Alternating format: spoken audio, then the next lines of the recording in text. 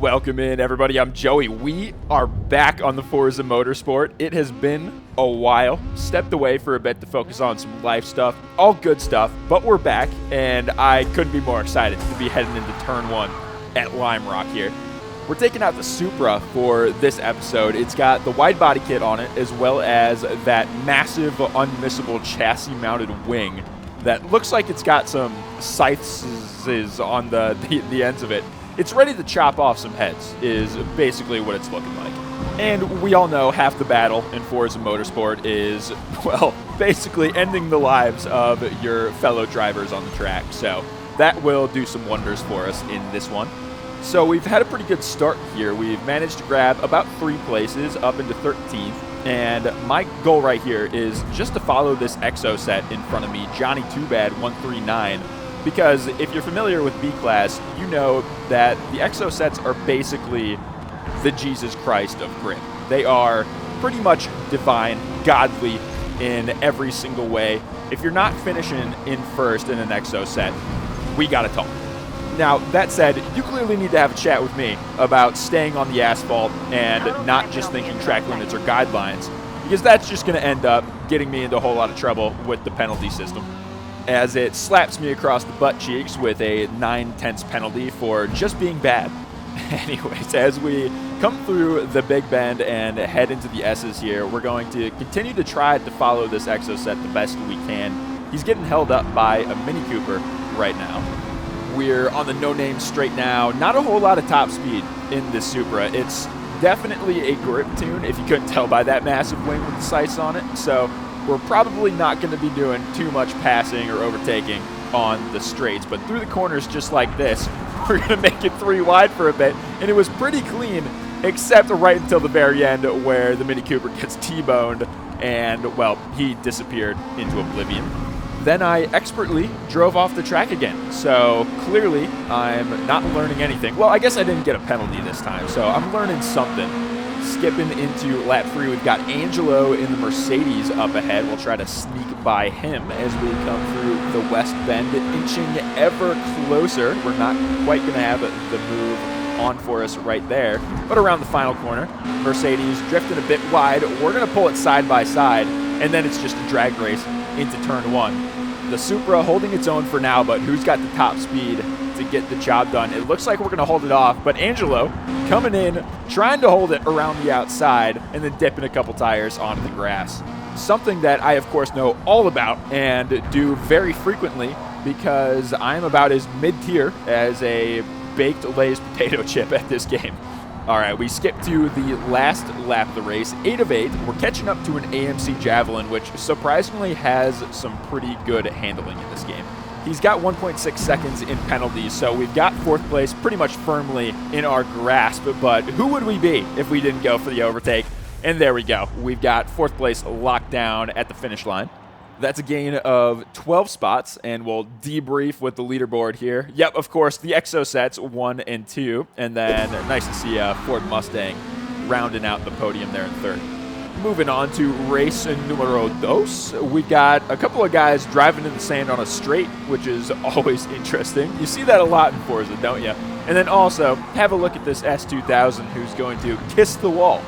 Full makeout sesh. This guy also ended his life in the wall right there on the right side. RIP, my friends. I did go off track and make a little bit of contact with that Porsche, trying to squeeze in his inside. Didn't quite work out for me. We didn't lose too much time, though, so we will continue on up the hill. Moving into the slipstream to get as much of a tow as possible as we come under the Rolex board. And we're looking for that first brake marker on the right side. There's a little space that opens up for me on the inside of the Porsche, so I fit into that, but the move's not going to get done.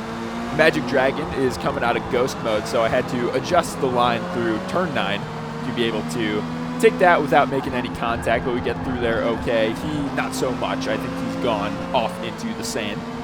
We're side by side with the Porsche heading into the final corner. A little contact is just enough to push me into the sand, and ultimately I'm going to end up losing 2 spots because of it. Magic Dragon getting on by. You know what? I think the real question is Magic Dragon a penis joke? Is that what he calls his junk, or is my mind just in the gutter? We're approaching turn 1 now, and it is a very tricky corner, to say the least. All 3 of the guys ahead are going to fall victim to it, losing some speed as we start to head up the hill once again here. Coming up is another very tricky corner. The BRZ and I are just going to have very different braking zones on this one, and it's especially tricky because on the short variation here, we're carrying a lot more speed into that corner than you would on the full variation of the track. So you just have to adjust your braking points. Now, the BRZ is taking these corners a lot slower than I would prefer to, and that's let Magic PP over here and the Porsche get by me. But yeah, Magic Dragon falls back behind me pretty quickly, and we settle into 7th. Breaking into the penultimate corner. Can we get the run on the Porsche like we did last lap? Yes, we can, but this time looking for the inside.